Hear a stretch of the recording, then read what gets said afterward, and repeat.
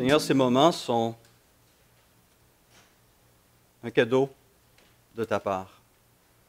Tu nous accordes dimanche après dimanche ce repos, ce temps de pause, ce moment avec toi et les uns avec les autres. Des moments bénis, des moments sacrés, des moments privilégiés. Merci pour le don de ton esprit qui vient nous remplir à nouveau de ta vie et de ta parole. Seigneur, nous voulons être à ton écoute. Renouvelle-nous, s'il te plaît, par cette parole. Amen.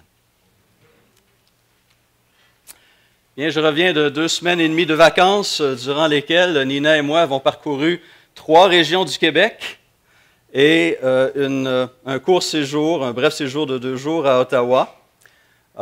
Et ces occasions n'étaient pas autant pour voir ces régions. On a été en Montérégie, on a été dans les Laurentides, on a été à Montréal. Ce n'était pas nécessairement pour voir ces endroits que pour profiter de ces endroits pour passer du temps avec des personnes qui nous étaient chères. Entre autres, un couple d'amis et collègues que plusieurs connaissaient ici, les Deneut, Patrick Deneut, qui a été mon premier pasteur et qui a été un collègue avec lequel nous avons travaillé pendant plusieurs années. Il est maintenant à la retraite, habite Liège, en Belgique, mais il était en Montérégie pour quelques semaines pour remplacer le pasteur d'une église là-bas qui était lui-même en vacances en Suisse. Donc, quelques temps d'échange et de communion. On a vu des bons amis aussi d'origine suisse qu'on connaît depuis 32 ans. Donc, des moments qui sont riches comme ça. Et on en a profité, bien sûr, pour passer du temps avec nos 3 enfants. Et voilà, 2 semaines et demie passées, de retour, de retour au poste. Mais pour 150 000 Québécois, depuis vendredi, c'est une période de congé. Il y en a quelques-uns, n'est-ce pas, qui sont en congé ici, qui commencent. Je sais, Guy mentionnait ça. D'autres? Il n'y en a pas plus que ça, Eh bien, 25 % qui ne sont pas dans... Oui, voilà. 150 000 parmi les chanceux, là. Voilà,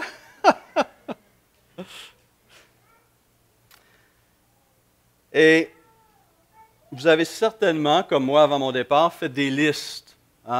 Qu'est-ce qu'on va faire durant nos vacances? Où on va aller? Quelles sont les activités qu'on veut organiser? Et cette semaine, je lisais, justement, on parlait de vacances et de repos dans plusieurs médias. Et plusieurs listes comme ça apparaissaient. L'humoriste Maxime Martin, connu par certains, avait sa liste d'activités estivales préférées. Dans sa liste à lui, c'était se geler la langue et le cerveau en buvant une slush trop vite. Ou aller jouer une partie de mini-pot, visiter les glissades d'eau avec ses enfants et griller des guimauves sur le bord d'un feu de camp. Mais il conclut sa liste avec cette remarque. Il dit « Maintenant, la chose la plus importante que l'on néglige toujours sur notre liste, relaxer. Relaxer. C'est fou le nombre de fois que j'entends quelqu'un revenir de vacances et dire « J'ai pas réussi à décrocher autant que je voulais, mais c'était le fun quand même. » Et il conclut « Ironique, c'est assez ironique d'avoir besoin de vacances en revenant de vacances. » Des fois, on fait ces listes tellement longues, on veut utiliser le maximum de temps et on remplit ça d'activités, on court sans arrêt. Mais où est le temps pour se ressourcer? À quoi servent les vacances? La blogueuse et productrice de télévision Karina Marceau écrivait dans le Journal de Québec cette semaine, « La conversation principale autour du feu pendant que les enfants font griller leurs guimauves, encore une fois, c'est guimauves qui reviennent, le stress permanent qui mine nos vies à longueur d'année sans avoir suffisamment de temps pour se reposer. » Et elle présente cette liste d'événements de vie, de circonstances de vie qui donne un poids sur plusieurs personnes, qui met un poids sur plusieurs personnes. La performance au travail, autant les attentes des patrons et des collègues que les attentes qu'on se place sur ses épaules.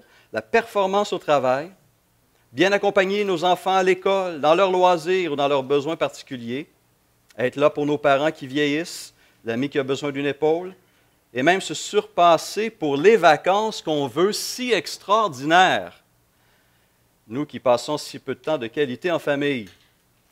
Et voici qu'on arrive au fil d'arrivée de notre marathon annuel sur les genoux.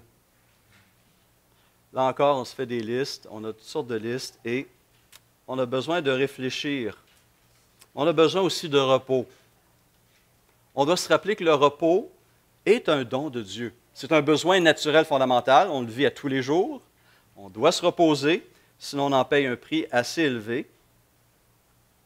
Nous sommes créatures, après tout, et même notre Seigneur Jésus, dans son humanité, même s'il était sans péché, a connu la fatigue, a eu besoin de se reposer. Relisez le début du chapitre 4 de Jean, lorsqu'il rencontre la femme samaritaine au puits de Jacob.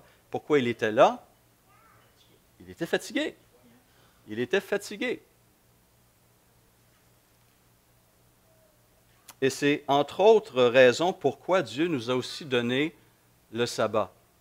Ce temps, ce rythme de vie, une fois par semaine, un temps pour se reposer, un temps pour se ressourcer, tant mentalement et physiquement que spirituellement. Le repos est aussi un cadeau de Dieu. Un cadeau que nous devons recevoir humblement. Parce que le refuser, croire que ce n'est pas nécessaire, a des conséquences sérieuses. Une étude américaine, la Framingham Heart Study, l'étude sur le cœur de l'Institut Framingham, a suivi 3 générations d'hommes et de femmes depuis 1948 et a constaté que les hommes qui ne prenaient pas de vacances pendant plusieurs années d'affilée avaient 32% plus de problèmes cardiaques. Un tiers, 32% plus de problèmes cardiaques. Et pour les femmes, ce taux était à 50%. Le fait de ne pas prendre ces pauses avait une incidence sérieuse sur la santé physique des personnes. Ces gens qui sont des bourreaux de travail, ces gens qui sont tellement pris par l'affairement, qui subissent de l'intérieur ou de l'extérieur une pression sociale au niveau professionnel, en paye aussi un grand prix. Au Japon, il y a un phénomène auquel on a donné un nom particulier, karoshi, qui veut dire la mort par surmenage au travail. On a donné un nom à un phénomène, karoshi, qui est la mort par surmenage au travail. Des gens qui tombent suite à un arrêt cardiaque, des gens qui ont des accidents vasculaires cérébraux, ou des gens qui vont carrément se suicider parce qu'ils n'en peuvent plus de fonctionner au rythme et selon les attentes de leur milieu de travail et de leur société en général. Et il y a un cas particulier qui est ressorti il y a 2-3 ans environ, une journaliste de 31 ans qui a eu un arrêt cardiaque parce qu'elle avait accumulé 159 heures supplémentaires en un seul mois. 159 heures de travail supplémentaire en un seul mois. Un épuisement total qui a provoqué une crise cardiaque. Et près de 8% des salariés japonais effectuaient, apparemment, selon cette étude, plus de 20 heures supplémentaires de travail par semaine, sur une base régulière. On se tue au travail, carrément. Parce qu'on ne sait pas recevoir ce temps d'arrêt et en profiter. Aujourd'hui, c'est une vérité bien connue. Les spécialistes de la santé constatent que plusieurs de nos problèmes de santé découlent directement, sont directement reliés à un manque de sommeil. On veut toujours faire plus à l'intérieur des mêmes 24 heures que nous recevons tous à chaque jour. La notion de performance devient très, très forte. Avec toutes les nouvelles technologies, on veut faire plus dans un court laps de temps. Et il y a toujours un prix à payer si on ne prend pas le temps de s'arrêter. Lorsqu'on s'arrête, souvent le stress est tellement fort qu'on n'arrive pas à se reposer et à s'endormir assez longtemps. Et c'est une des raisons pourquoi Dieu a imposé un repos de sabbat à tout Israël, incluant les serviteurs, les étrangers et même les animaux. La Bible précise. Et on voit à travers les Écritures, vous noterez cela, l'intérêt de Dieu pour non seulement les êtres humains, mais aussi pour les animaux et la nature en général. Dieu a vraiment à cœur l'ensemble de sa création, son bien-être. Et j'ai été frappé en recherchant ce thème. L'affairement, ce besoin intérieur de faire et de faire et de faire est tellement profond dans le cœur humain que Dieu est obligé de nous menacer de mort pour nous faire arrêter. C'est assez spécial, non? Exode 39, 14, 15. Vous observerez le sabbat, car il sera pour vous une chose sainte. Celui qui le profanera sera puni de mort. Celui qui fera quelque ouvrage ce jour-là sera retranché du milieu de son peuple. On travaillera 6 jours, mais le 7e jour est le sabbat, le jour du repos consacré à l'Éternel. Celui qui fera quelque ouvrage le jour du sabbat sera puni de mort. Et malgré cette loi qui s'adressait à Israël, plusieurs Israélites l'ont violée, malgré la menace de mort. L'affairement, on doit travailler, on doit faire ci, on doit faire ça, on n'est pas capable d'arrêter. Ça devient obsessionnel. On doit faire attention en tant que chrétien, on n'est pas lié par les lois du sabbat. Les premiers chrétiens juifs rapidement ont été du samedi, le jour du sabbat, au dimanche comme temps de rencontre particulier. Pourquoi? Parce que Christ est ressuscité un dimanche, le premier jour de la semaine. L'Église est née un dimanche, le premier jour de la semaine. Le Saint-Esprit a été donné. Donc, on a naturellement été vers ce premier jour et on reconnaît que sous la Nouvelle Alliance, il n'y a pas de jour plus consacré que d'autres. Mais la nécessité de repos demeure une nécessité. Et les chrétiens aussi doivent faire attention de ne pas tomber non plus dans cet affairement, cette course folle au nom du Seigneur. Des gens qui cumulent 3, 4, 5 ministères devraient se questionner. Des gens qui croient qu'ils vont être à l'Église ou dans des comités d'Église pendant 3, 4 fois par semaine devraient aussi se questionner. Nous mesurons trop souvent notre foi par notre degré d'agitation. Ce n'est pas nécessairement le meilleur moyen de mesurer notre foi. Ces temps d'arrêt, ces temps de pause sont essentiels. Ce repos de Dieu est un cadeau essentiel aussi pour chacun d'entre nous. Là encore, l'exemple de Jésus et des disciples devrait nous interpeller. À plusieurs reprises, les évangélistes vont nous montrer Jésus qui, en pleine activité intense, en plein ministère, il s'arrête, il prend une pause, il chasse les foules, même à plusieurs reprises, il renvoie les apôtres pour prendre un temps seul avec son Père. Pour à nouveau entrer dans cette communion, dans cette relation, dans ce silence, et se trouver restauré. En Marc 1,35, on voit que Jésus, après une journée, une soirée de sabbat très chargée, il se lève tôt le lendemain matin, le dimanche matin, pour prendre un temps à part avec son Père. Il se rend dans un lieu désert où il n'y a personne qui va pouvoir l'interrompre. Aucune distraction possible. Vers le matin, Marc 1,35 précise, vers le matin, pendant qu'il faisait encore très sombre, il se leva et sortit pour aller dans un lieu désert où il pria. Eric Liddell avait cette habitude, première chose le matin, ce temps consacré avec son Dieu et avec la parole de son Dieu. À nouveau, en Marc 6, verset 45, le premier miracle, la multiplication des pains, durant lequel Jésus a nourri 5000 personnes. Aussitôt après, écrit Marc, il obligea ses disciples à monter dans la barque et à passer avant lui de l'autre côté vers Bethsaïda, pendant que lui-même renverrait la foule.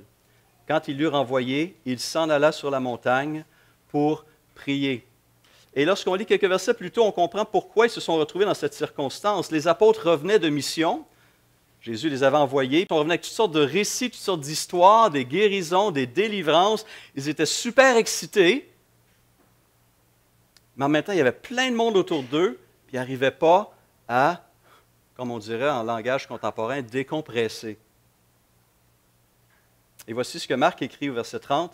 Les apôtres, s'étant rassemblés auprès de Jésus, lui racontèrent tout ce qu'ils avaient fait et tout ce qu'ils avaient enseigné. Jésus leur dit, « Venez à l'écart, dans un lieu désert, et reposez-vous un peu. » Le repos est aussi quelque chose de très spirituel. Reposez-vous un peu, il précise, Marc, car il y avait beaucoup d'allants et de venants, et ils n'avaient même pas le temps de manger. Encore une fois, ces pressions, cette foule, ces nombreux besoins étaient là. Et Jésus dit, ça suffit. Retirons-nous, respirons, reposons-nous, restaurons-nous. Jésus se préoccupait autant des besoins physiques que spirituels de ses apôtres. Des choses aussi simples que se reposer, bien manger. C'est des choses essentielles pour notre santé physique, mentale et spirituelle à long terme. Et on a d'autres exemples dans l'Évangile de Luc et d'autres, après la guérison d'un lépreux, alors que sa renommée se répandait de plus en plus, des gens venaient de toutes les régions de la Galilée et de la Judée. Lui, précise Luc, lui se retirait dans les déserts et priait. Il aurait pu continuer ce ministère très populaire, n'est-ce pas? Les foules étaient là. Et Jésus savait l'importance de s'arrêter et de prendre des pauses pour se ressourcer. Et donc Jésus, par son exemple et l'exemple de ses apôtres qu'il a cherché à leur communiquer, a montré que pour avoir un ministère efficace sur le long terme, pour avoir une vie saine sur le long terme, il faut apprendre aussi à s'arrêter, à prendre soin aussi de ses besoins physiques et spirituels, se donner le temps et se donner l'espace pour simplement se reposer. Et mon désir, en mentionnant ce thème du repos de Dieu durant cet été, durant les vacances estivales, est justement pour vous aider à profiter de ces moments-là. Que ce soit le dimanche matin, que ce soit le dimanche après-midi, que ce soit durant vos vacances, mais de prévoir ce temps, de travailler pour ce temps et de recevoir de Dieu ce repos nécessaire. Qu'est-ce que David écrit dans le psaume 46, verset 10? Arrêtez. Arrêtez. Et sachez que je suis Dieu. Ou la version Darby dit, tenez-vous tranquille. On aime ça dire ça aux enfants. Et les adultes aussi ont besoin de se leur dire, hein? Tenez-vous tranquille. Un instant. Mathilde parlait de l'importance de méditer la parole, de lire. Elle a précisé de lire et de méditer, n'est-ce pas? Hein? De lire et de méditer. On peut lire, et puis on va à autre chose. Et si on ne prend pas le temps pour s'arrêter et méditer, on perd plein de choses. On manque plein de choses. C'est dans le silence et la tranquillité aussi que la parole parle davantage. Je pense à cet épisode avec Élie qui s'en va dans le désert, à la rencontre de Dieu et qui s'en va jusqu'au mont Horeb, à la rencontre de Dieu. Et qu'est-ce qu'il voit? 3 phénomènes incroyables, n'est-ce pas? La terre qui tremble, des vents puissants, des feux, des choses, hein, des sons et lumières, un spectacle incroyable. Mais Dieu n'était pas dans ces choses-là. Il était dans ce 4e élément qui est venu, un léger soupir. Un léger soupir. Dieu parle souvent par ces légers soupirs. Et il faut s'arrêter pour l'écouter. Il faut s'arrêter pour l'entendre. Et bien souvent, dans notre affairement, dans nos courses quotidiennes, nous ne laissons pas à Dieu l'opportunité de nous parler. Nous ne sommes pas à son écoute. Tenez-vous tranquille et sachez que je suis Dieu. Parlant de l'importance de consacrer un temps régulier à sa famille, et on peut appliquer ce texte-là aussi dans rapport avec Dieu, avec notre communauté de foi. Kent Hughes, dans son ouvrage « Homme de Dieu, exerce-toi à la piété », dit ceci, « Frères, le temps est la chrysalide de l'éternité. Il n'y a pas d'autres instants que le présent. Je suis conscient qu'à certaines périodes de notre vie, nous n'avons que peu de temps à consacrer à notre famille. Cela fait partie du rythme normal des choses. Mais être toujours trop occupé ne doit pas devenir un choix comme c'est souvent le cas. Nous devons faire attention, écrit-il, à ne pas remplir nos horaires de oui à des activités qui voudront dire non à nos familles. C'est maintenant, souligne-t-il, c'est maintenant le temps de prendre le temps. Il n'y en aura pas d'autre. Le ferez-vous? Le ferai-je moi-même? Se questionne-t-il. Alors, autant cela est une vérité fondamentale pour nos familles, nos rapports avec nos familles, autant cela est une réalité fondamentale pour nos rapports avec notre Dieu, notre Créateur, notre Seigneur et notre Sauveur, mais aussi notre communauté de foi. Est-ce que je vais le faire? Est-ce que je vais prendre maintenant le temps de prendre le temps? S'arrêter implique une décision délibérée. Parce qu'on est tellement pressé, on peut tellement ajouter d'activités, de choses à faire. Des fois, les tiroirs restent ouverts, ça fatigue, on aimerait les fermer. Il y en a qui doivent rester ouverts, tout simplement. Mais on doit vouloir ralentir la cadence et savourer les moments présents, C'est un combat qui est impitoyable.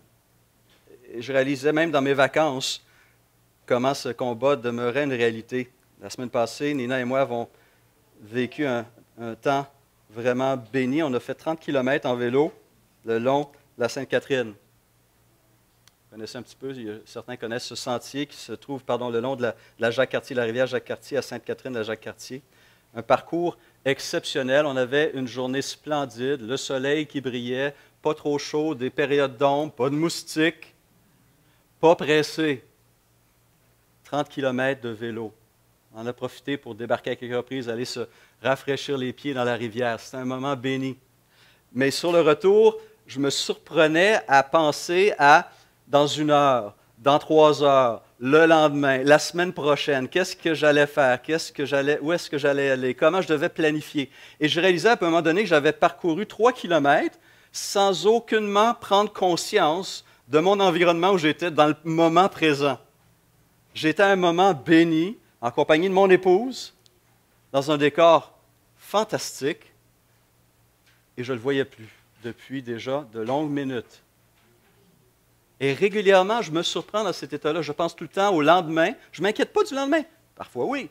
Mais je pense au lendemain, ce qui m'empêche de savourer pleinement le moment présent. Et je perds énormément d'opportunités de savourer les cadeaux nombreux de Dieu. Et je dois lutter contre moi-même, honnêtement, pour m'arrêter. Pas seulement physiquement, mais mentalement. Et être à l'écoute et observer et apprendre et recevoir. Je ne suis pas le seul. Je vous ai parlé de cet ouvrage qui m'inspire beaucoup sur ce thème du repos, The Rest of God, de Mark Buchanan. Lui-même a ce même combat. Il écrit ceci, il dit « J'ai été pressé presque toute ma vie, toujours à la course pour me rendre de là où j'étais à là où je devais aller, toujours en train de vérifier l'heure sur ma montre par habitude, mécaniquement, sans y penser, toujours avec le pied pesant sur l'accélérateur, frustré par le conducteur devant moi qui ne partage pas mon sens de l'urgence. Toujours en colère devant le fait de devoir faire la file ici et là. » Et il dit, lorsqu'un ami m'a demandé quelque temps plus tard ce qui était un de mes plus grands regrets dans la vie, j'ai répondu, être pressé. Être pressé. me dépêcher à me rendre à ma prochaine activité sans jamais pleinement interagir avec ce qui est devant moi. Est-ce que on est les seuls?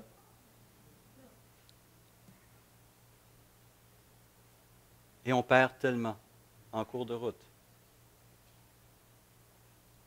Quelqu'un qui a compris cette leçon-là et d'une manière vraiment remarquable et qui l'a communiqué de manière remarquable est un des plus grands biologistes du 19e siècle, un dénommé Louis Agassiz, qui était un prof à l'université d'Harvard. À un moment donné, en septembre, au retour des classes, après la saison estivale, il rencontre ses étudiants et il dit que durant ses vacances, il avait passé l'été à voyager. Fantastique, hein? Moi aussi, j'ai fait ça. Et qu'il avait réussi à parcourir la moitié de sa cour arrière. Non, mais attendez, là. C'est sérieux. On a un biologiste ici, un homme qui étudie la nature et qui a pris le temps de réellement voir ce qui était là. Et ça lui a pris tout l'été pour parcourir la moitié de sa cour arrière, à observer les plantes, à observer les animaux, à observer tout ce qui était là. Et il y en avait tellement qu'il a seulement parcouru la moitié de sa cour arrière. Et je peux parcourir des centaines de kilomètres et ne rien remarquer du tout. Qui est le plus riche?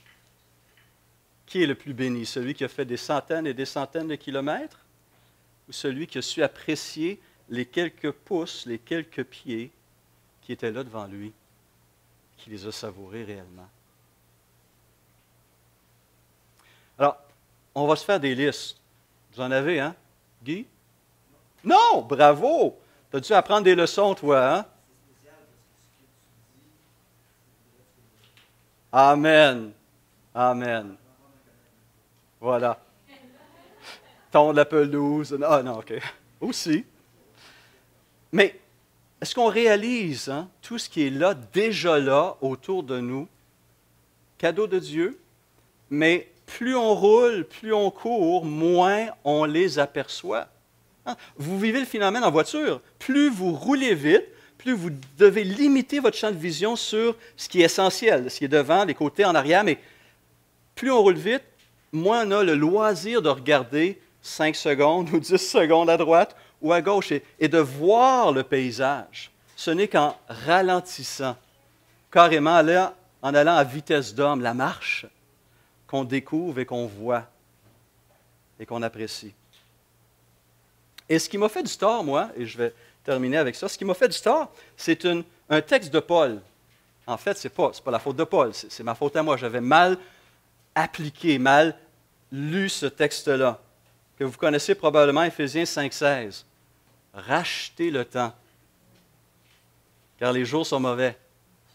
Dans ma tête, racheter le temps voulait dire saisir chaque seconde, tirer le jus de chaque opportunité, mettre le plus de choses dans la plus petite période de temps possible pour faire le maximum. C'est pas ça que Paul dit. Il n'utilise pas le terme chronos, qui parle littéralement des jours, des heures, des minutes ou des secondes. Il ne parlait pas du temps de façon linéaire, il parlait du temps de façon opportunité. Profitez des opportunités que Dieu nous donne. Aujourd'hui, maintenant, et recevez ce cadeau de Dieu. Une autre version dit « Ne vivez pas sans réfléchir, vivez plutôt comme des sages qui savent profiter du temps que Dieu leur laisse. » Qui savent profiter du temps que Dieu leur laisse. Allez-vous profiter du temps que Dieu vous accorde, que votre patron vous accorde, que votre travail vous accorde? Pour non seulement ralentir, mais carrément arrêter. Carrément s'asseoir, regarder, écouter et se laisser remplir des dons et des cadeaux de Dieu. Et ce repos n'est pas là simplement pour se divertir et se remplir d'autres choses qui ne sont pas nécessairement nourrissantes, mais elles sont là aussi pour recentrer nos pensées, nos projets, notre vie sur Dieu. Autant j'ai pris mes vacances pour investir ça dans des relations amicales et dans ma famille, autant ces temps de repos de Dieu sont là pour nourrir cette relation la plus importante que le Seigneur nous accorde, celle avec notre Créateur et notre Seigneur. Ralentir va nous permettre de porter plus d'attention aux personnes et aux choses qui nous entourent et qui importent réellement. Et je termine en citant justement cette parole de Richard Foster, un théologien chrétien, auteur de tradition Quaker, qui a beaucoup écrit sur le renouveau intérieur, les disciplines spirituelles. Il dit, parfois, la chose la plus spirituelle qu'on peut faire, c'est de prendre une sieste. Le repos aussi est quelque chose de très spirituel et de très nourrissant. Et ça aussi, le Seigneur nous le donne. Profitons-en. Je vous souhaite bonnes vacances à ceux qui commencent, un bon repos cet été. Appréciez, découvrez, écoutez, sentez, jouissez des cadeaux de Dieu qui se trouvent tout autour de vous. Prions. Seigneur, s'il te plaît, aide-nous à nous rappeler que oui, tu as toi-même travaillé 6 jours, mais tu as pris un 7e jour pour te reposer et tu as sanctifié ce 7e jour.